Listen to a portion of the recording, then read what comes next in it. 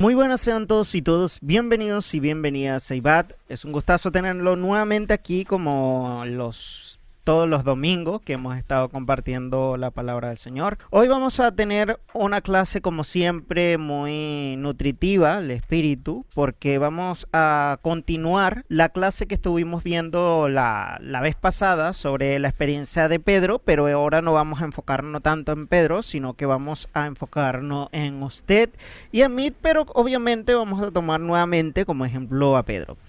Este es digamos, la última clase así que de relleno, la que no es del tema principal, pero sin embargo es súper importante porque nos aclara un punto de cómo se puede vivir una vida llena del Espíritu Santo de una manera súper fácil y sencilla de entender, lo cual es fácil de entender, pero muy difícil de recordar y mantener siempre en la memoria. Por eso es que hay que ejercitar eso como si fuera un deporte. Hay que estar todo el tiempo recordándolo y meditándolo para que usted pueda llevarlo a cabo. La clase de hoy tiene por título, para que lo anoten si usted está llevando apuntes sobre esto, y si no está llevando apuntes, bueno, para que lo memorice, tiene por título Estando lejos de Jesús, entre signos de interrogación. Es una pregunta, es estando lejos de Jesús. Ese va a ser nuestro título de la clase de hoy. Así que espero que preste mucha atención como siempre lo hace y vamos a comenzar en el siguiente capítulo o en el siguiente versículo de la Biblia. En la Reina Valera tiene por título el primer discurso de Pedro. Eso está en Hechos 2:14 y dice de la siguiente manera. Entonces Pedro, poniéndose en pie con los 11, alzó su voz: varones judíos y todos los que habitáis en Jerusalén, esto os sea notorio, y oíd mis palabras. Comencé con ese versículo porque los que conocen la historia sabrán que desde esa primera predicación o esa primera enseñanza de Pedro existió un cambio, existió algo que pasó que determinó un antes y un después de la historia de Pedro. ¿Qué pasó en esa historia? Bueno, primero tenemos que retroceder un poco en la historia y recordarnos que en la crucifixión de Jesús, los discípulos, eso incluía a Pedro y a todos los demás, se escondieron para que no los crucificaran también por miedo. Entonces, el Mesías, el maestro, quedó solo, pero los discípulos se arrepintieron amargamente de no haber estado ahí, etcétera, etcétera, etcétera. Mientras que murió Jesús, en esos 3 días, los discípulos se fueron por sus lados, empezaron a hacer cosas que hacían cotidianamente antes de la resurrección de Jesús. Ellos quizás habían dudado de que Jesús iba a resucitar, entonces empezaron a hacer sus cosas que hacían antes. Para ser específico, Pedro volvió al mar como pescador, casi como un hombre derrotado. Ya no era ese Pedro que caminaba sobre el mar, que tenía revelaciones de parte de Dios y le decía, no, es que tú eres el Mesías, que no era un Pedro que estaba siempre por delante de todo, con iniciativa, era el primero que levantaba la mano en la clase. Ya ese Pedro que se había fortalecido, había crecido cuando estaba al lado del maestro, ya prácticamente no existía. Era una persona desolada, una persona como antes, una persona sin, digamos, sin esa chispa o esa magia que causaba estar cerca del maestro, cerca de Jesús. Y él ya lo sabía, Pedro sabía que ya él no podía hacer las mismas cosas que antes, a menos que el maestro se le autorizara. Pero como el maestro ya no estaba entre él decía, soy un simple mortal más, ya no soy el superhéroe que era antes. Claro, él no se considera un superhéroe, pero ustedes sí me entienden el punto de relación. Él se veía alguien completamente normal. Estar lejos de Jesús le causó a Pedro una apatía espiritual como nunca antes había experimentado. Pedro se sentía una persona sin la capacidad de ni siquiera sanar a alguien o enseñarle a alguien sobre una persona que había muerto. Ya no tenía ese furor en su corazón diciendo que él era el Mesías, el Maestro, el Hijo de Dios. Se había perdido absolutamente todo. Es que si se ponen a pensar, el héroe de toda la vida de Pedro, todo el momento que Pedro tuvo, digamos, su auge espiritual, había sido al lado de Jesús, y ese hombre estaba derrotado y clavado en una cruz sin poder defenderse, sin poder hacer nada, ya la esperanza de Pedro estaba completamente casi en cenizas. Si se pone a pensar, no solamente este tipo de cosas le pasa a Pedro.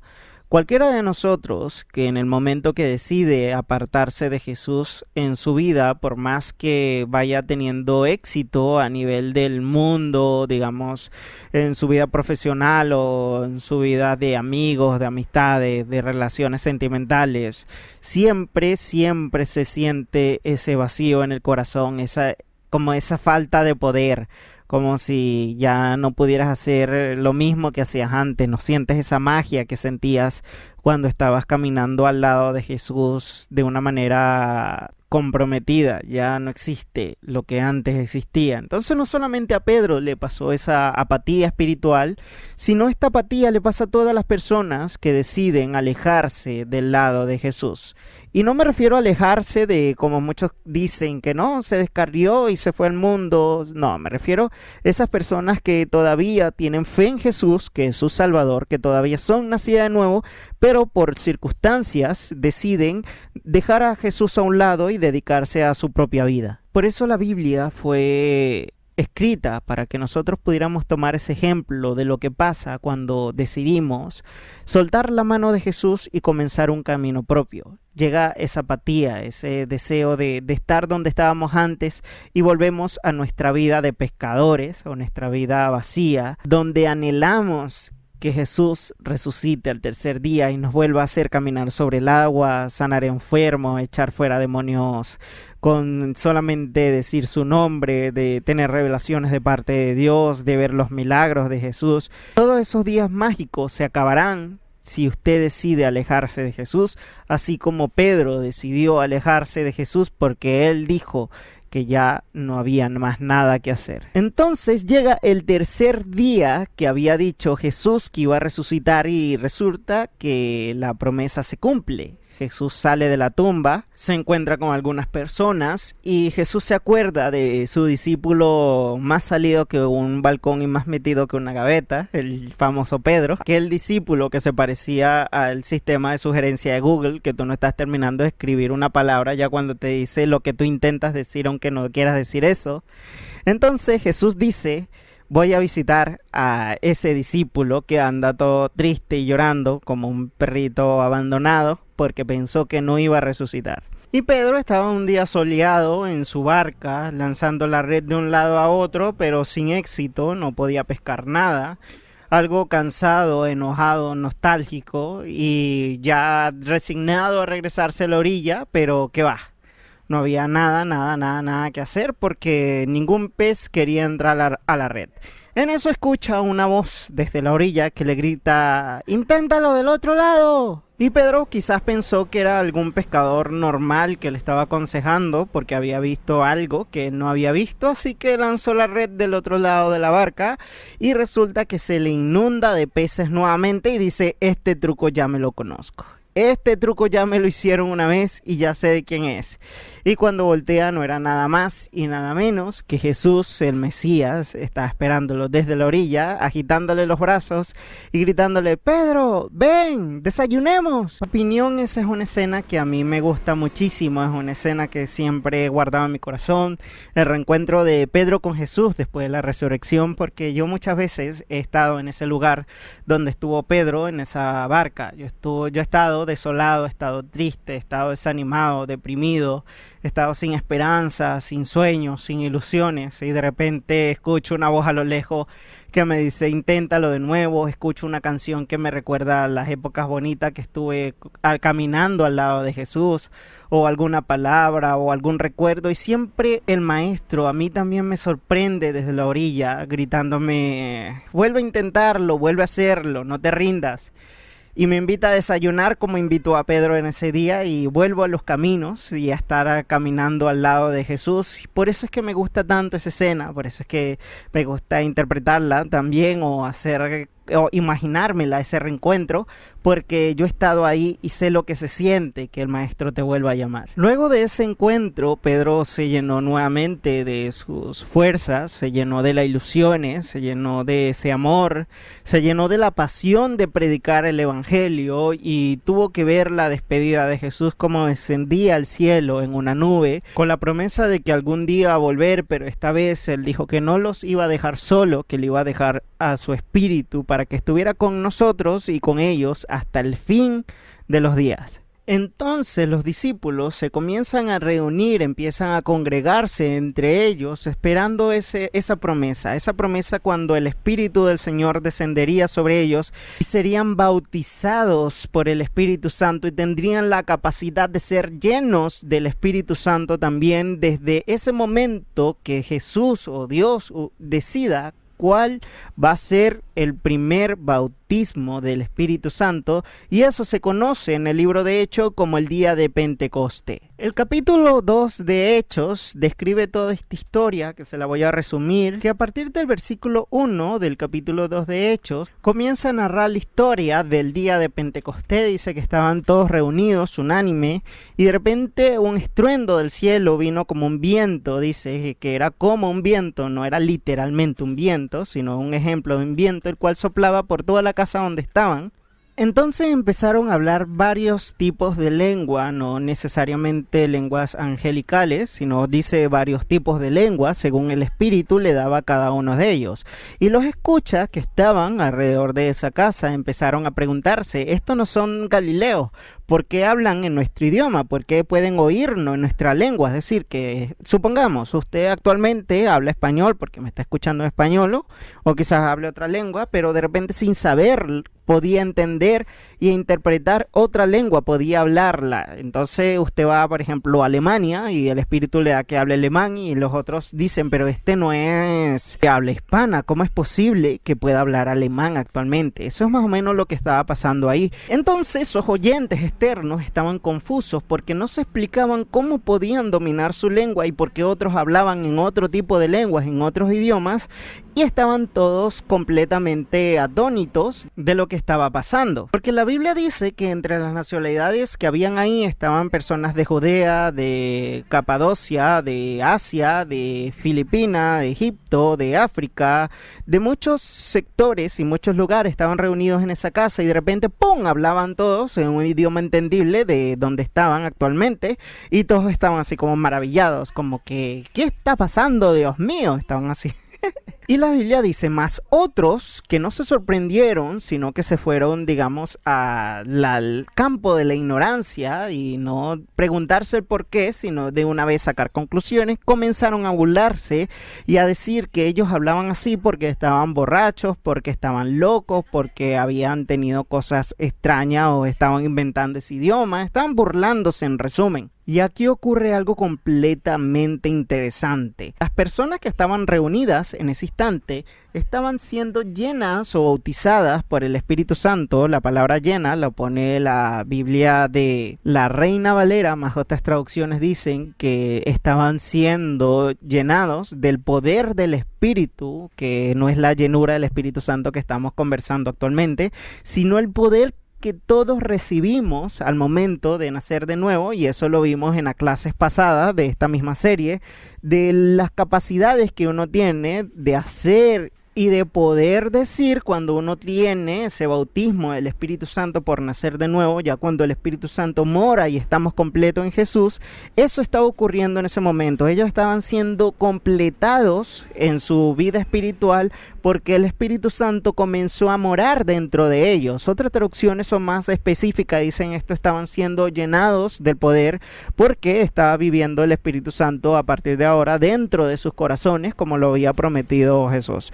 Entonces, entre esos burladores, entre esa gente que estaba diciendo que ellos estaban ebrios, que ellos estaban delirando, etcétera, Pedro logró controlar el poder que había en el Espíritu, porque Pedro también estaba hablando en lenguas y apenas escuchó que la gente se estaba burlando. ¿Qué hizo? Versículo 14. Se puso en pie con los 11, alzó la voz y les habló diciendo: varones judíos y todos los que habitáis en Jerusalén, esto os sea notorio y oí mis palabras. Ese fue el versículo con que comenzamos esta clase, así que vamos a leer el siguiente versículo.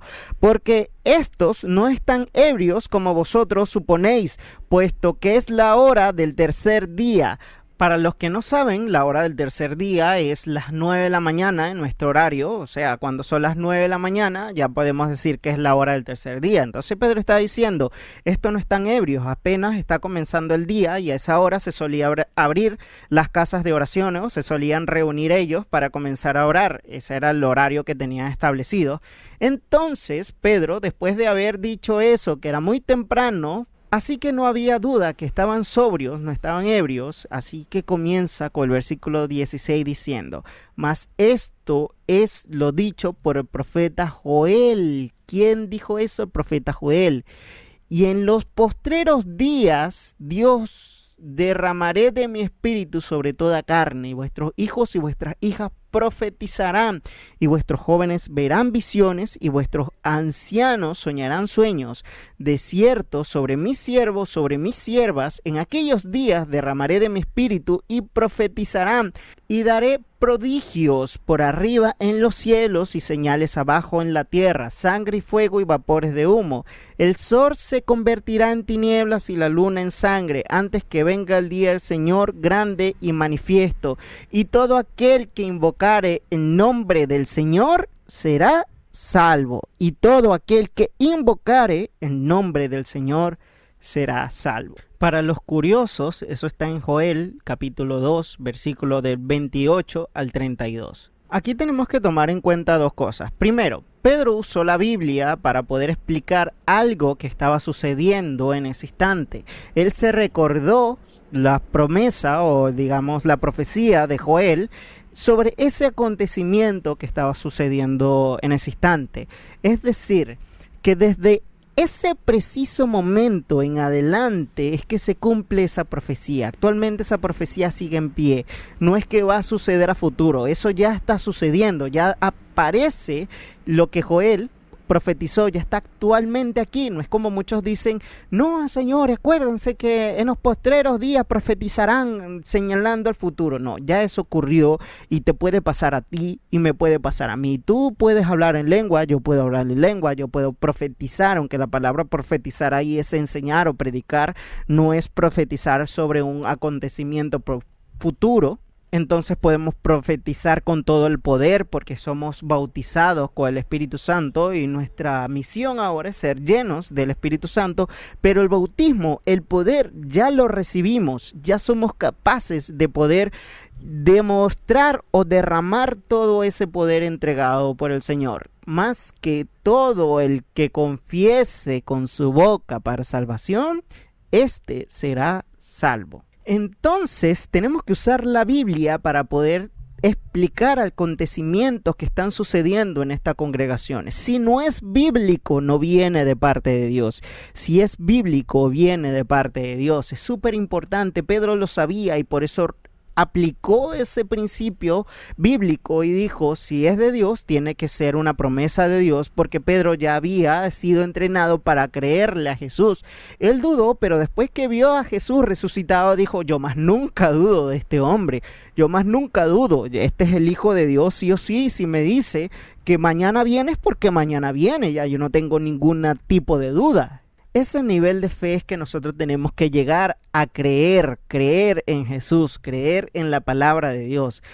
Si nosotros llegáramos a creer como le creía Pedro a Jesús, es cuando vamos a comenzar a sentir la llenura del Espíritu Santo. Pedro estaba lleno del Espíritu Santo porque le creía a Dios de una manera desmedida, porque respaldaba todas las acciones que tenía con la palabra de Dios, estaba lleno de la palabra de Dios, más su comportamiento y su vida estaban alineados con Jesús. Y el otro punto súper importante que nos enseña esa parte de Hechos es que a pesar de nosotros tener esas manifestaciones, la podemos controlar, porque Pedro escuchó y enseguida, eso fue como un rayo, se detuvo de estar hablando en lenguas y comenzó a enseñar lo que estaba sucediendo. No como esas personas que dicen, no, es que me tomó el espíritu y no pude controlarme, la risa santa, no, es que empecé a moverme y destruí 3 sillas y 4 sillas sencilla. No, es que no puedo controlar el hablar en lengua porque así demuestro que soy muy espiritual. Y Pablo decía más adelante en Corintios, yo prefiero decirle 3 cosas que usted entienda que 1.000.000 de cosas que usted no entienda en idiomas distintos o en la lengua angelical o en cualquier cosa. Pedro y Pablo tenían la capacidad de controlar las manifestaciones que podían tener del poder del Espíritu Santo. Entonces, cuando una persona dice que no lo puede controlar, ¿qué hay que hacer? Lo mismo que hizo Pedro. Principio bíblico. La Biblia enseña que sí se puede controlar. Usted dice que no. Usted es un falso profeta. Está enseñando algo que no tiene que enseñar. Así que lo que usted hace no viene de parte de Dios. Tan sencillo como eso, hermano. Tan fácil de entender como eso. Para terminar, el ejemplo que le quería dar sobre el Espíritu Santo y la llenura del Espíritu Santo que sentía Pedro en ese momento. Entonces, la pregunta del título de esta clase, ¿por qué Pedro tuvo ese poder si estaba lejos de Jesús supuestamente? Ya Jesús no estaba presencialmente con él, físicamente. Entonces, es porque Pedro recibió el bautismo del Espíritu Santo. Ya Jesús no estaba al lado de él, Jesús estaba dentro de él. Jesús está dentro de ti, mi hermano, si tú naciste de nuevo. Jesús está contigo en este momento, si tú naciste de nuevo. No es que dicen, como muchos que yo escucho, dicen, vamos a empezar a adorar para que el Espíritu descienda o que Dios venga a este lugar. No, Dios ya está en este lugar. Dios ya vive dentro de nuestros corazones. Dios ya está aquí con nosotros. Es algo que tenemos que estar 100% seguro de esos. Entonces, como Pedro ya creía que Jesús estaba dentro de él, que Jesús estaba con él, aunque no estuviera físicamente, la otra vez que encontramos algo sorprendente de Pedro es que en el versículo 3 también de Hechos, capítulo 3 de Hechos, donde Juan y él estaban caminando en un templo y había un hombre ciego durante 40 años, estaba ciego, y les pide dinero y Pedro dice, yo no tengo ni oro ni plata, más de lo que tengo te doy, que es lo que tenía Pedro, la seguridad y la fe de que Jesús estaba con él, y si Jesús podía hacer milagros y Jesús estaba con él, así que en el nombre de Jesús le dijo, de lo que tengo te doy. Y ese hombre cobró la vista y Pedro hizo un milagro que está escrito en la Biblia, se ha predicado millones de veces y que usted debe recordar que si está la fe con usted de que Jesús está siempre con usted, usted también puede hacer cosas grandes y maravillosas en su vida. Y no hablo simplemente de milagros, hablo de enfrentar su pecado, enfrentar las cosas que lo separan de Dios, levantarse, salirse de la barca, echar la red a otro lado e irse a la orilla con Jesús a comenzar a caminar con él nuevamente. Ese es el mayor milagro que puede ocurrir. No es levantar un paralítico, no es sanar a alguien del cáncer, no es devolverle la vista a alguien. El mayor milagro que puede existir es darle a las personas que lo rodean la oportunidad de que ellos también puedan ser salvos. Lo demás, mi hermano, es algo que es muy bueno. Las sanidades es algo que es maravilloso, algo que nos fortalece la fe en el Señor, pero no es el tema principal del evangelio. Jesús no vino simplemente a hacerte sano, Jesús vino a hacerte salvo. Salvo es la preocupación que hay que hacer. Muchas personas enfermas, muchas personas están enfermas y están en cama porque están siendo procesadas por Dios. Entonces ellos no necesitan tanto la sanidad física, sino una sanidad espiritual. Necesitan ser salvos, necesitan que Jesús entre en su corazón y puedan tener de ese poder que nosotros tenemos sobre el Espíritu Santo. También hay, como siempre lo he dicho, hay muchos milagros físicos, de sanidades físicas en nuestra vida, lo cual usted también tiene la capacidad de hacerlo si tiene la fe necesaria para poder alcanzarlo y se está dentro de la voluntad de Dios. Así que, mi hermano, tenga fe. Es el resumen de todo, tener fe. Si tiene fe va a recibir el poder para hacer muchas cosas. Si tiene fe puede sanar a un enfermo. Si tiene fe usted puede darle la palabra adecuada a una persona para que sea salva. La clave de todo es tener fe.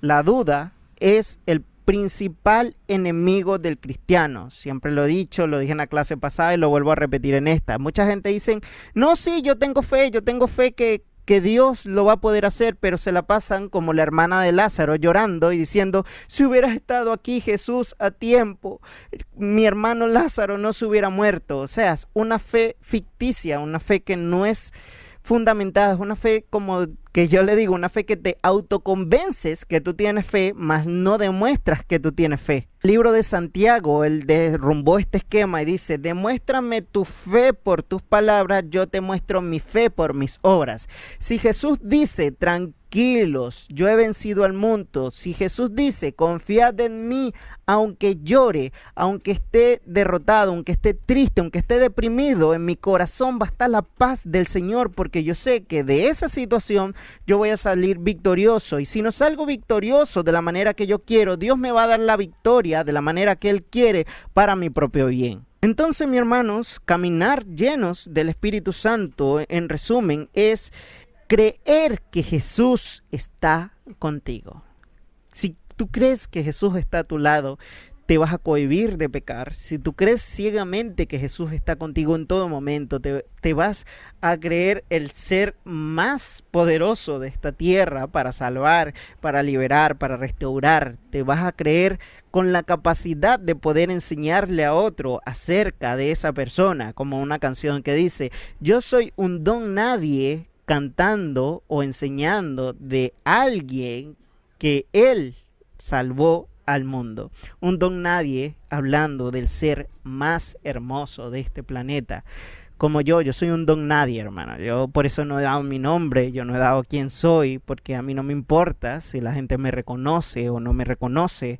Lo que yo quiero es que ustedes pongan su mirada en Jesús, que ustedes sean llenos de Jesús, que ustedes sean bautizados por el Espíritu Santo y que nazcan de nuevo y que puedan creerle a Él para que puedan tener una vida de paz, una vida tranquila, en la paz del Señor, porque Él dice, mi paz os doy, y la paz del Señor no es la misma que la paz del mundo. Así que, mi hermano, para finalizar, ahora sí, esta es la segunda vez que digo finalizar, pero es algo súper importante que tengo que compartirles para cerrar y concluir este tema. Concluimos, cuando Pedro se llenó del Espíritu Santo y tuvo el bautismo del Espíritu Santo y caminó lleno del Espíritu Santo, lo que significa estar lleno del Espíritu Santo, que es estar lleno de la palabra, lleno de fe, creerle a Dios, estar confiado en Dios y creer que tú tienes el poder para hacerlo, él comenzó a caminar con el mismo poder o la misma categoría cuando estaba al lado de Jesús físicamente. Ya él creía que estaba en su corazón. Ahora Jesús no caminaba en su lado, Jesús estaba dentro de él y él volvió a ser ese Pedro que caminaba sobre el agua, a ser ese Pedro que tenía revelaciones. Entonces, mi hermano, tómele la mano a Jesús que está ahí con usted y camine con Él para que comience a ser lleno del Espíritu Santo. Si usted comience a imitar el comportamiento de Jesús, no creerse igual a Jesús obviamente, sino imitar su comportamiento, usted va a empezar a ser llenos del Espíritu Santo. Una vez leí un libro acerca sobre este tema y ese libro tenía una frase que me impactó mucho y él describió la llenura del Espíritu Santo de la siguiente manera, cito textual: la vida llena del Espíritu no es nada más y nada menos que vivir en la presencia consciente de que Cristo mora en nosotros. Por eso Pablo decía en Efesios 5:18 que la llenura del Espíritu Santo es dejarse dominar por Él, así como un ebrio se deja dominar por el alcohol. Por eso es que dice, no seáis como aquellos que se embriagan, más bien sean como aquellos que son llenos del Espíritu Santo y déjense dominar. Tengan conciencia de que Cristo está dentro de sus corazones.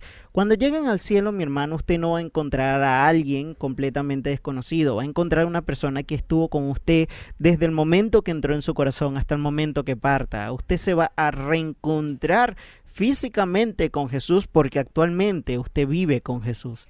Así que Pedro, con su experiencia personal, nos dice que alejarnos de Dios no es estar lleno del Espíritu Santo. Estar lleno del Espíritu Santo es vivir una vida conforme y consciente de que Jesús está dentro de tu corazón. Vivir una vida que le agrade a Jesús. Vivir una vida llena de la palabra de Dios. Una vida donde tú compares la palabra de Dios con las cosas que te están sucediendo y tú le creas más a la palabra de Dios que a tu propia duda, que tú tengas una fe ciega en Jesús. Eso es estar llenos del Espíritu Santo según el ejemplo de Pedro y según la Biblia. Así que si está en la Biblia es porque viene de parte de Dios. Y me despido diciéndole un poco lo que dice Efesios 5, 22 al 26. Dice, las esposas que se sometan a los esposos, y los esposos amarán a sus esposas inmediblemente. Los padres no provocarán a sus hijos y los hijos deben obedecer a sus padres. Los siervos trabajarán bien y los amos les pagarán bien. Así que como la gente que está llena del Espíritu Santo, nosotros tenemos que vivir. Usted nota todos esos ejemplos son de la vida diaria, en su matrimonio, en su familia, como hijo, como empleado, como todo. Usted tiene que demostrar que está lleno del Espíritu Santo y dar lo justo o dar su trabajo lo más bien que usted pueda, porque de todo nosotros vamos a rendir cuenta, incluyendo esto, porque esto es un mandamiento. Así que obedezcan a sus padres, pórtense bien, reconozcan que ustedes están llenos del Espíritu Santo con el poder de haber sido bautizados con él, y tienen que llenarse de la palabra de Dios, que eso lo vamos a ver en la clase que viene, se lo spoileo. Así que ya llegamos al final de esta clase. De verdad fue un placer nuevamente enseñarles un poco de mi conocimiento y de lo que Dios me entrega a ustedes. Como siempre, vamos a cerrar nuestros ojitos, vamos a hacer una pequeña oración para despedirnos. Señor, te damos gracias porque una vez más nos permites aprender de tu palabra. Nos has separado la diferencia entre simplemente ser bautizados con el Espíritu Santo y ser llenos del Espíritu Santo. Nos has recordado que nosotros tenemos que vivir consciente de que tú estás a nuestro lado, que tú estás aquí entre nosotros, que no eres una figura imaginaria, que no eres un ser que no está presente o un ser que sube y se va y se aleja y que solamente está ahí cuando 2 o 3 están reunidos. No, tú dices, yo estaré con ustedes hasta el final de los días. Yo les enviaré al Consolador, el que estará con ustedes. Así que te damos gracias por estar aquí con nosotros, Señor. Te damos gracias por escucharnos. Te damos gracias porque tu palabra siempre nos acerca a ti. Y te damos gracias porque con tu sacrificio podemos ser hijos tuyos. Amén y amén. Un placer, mi hermano. Nos vemos en el próximo capítulo o en el próximo domingo. Que Dios les bendiga.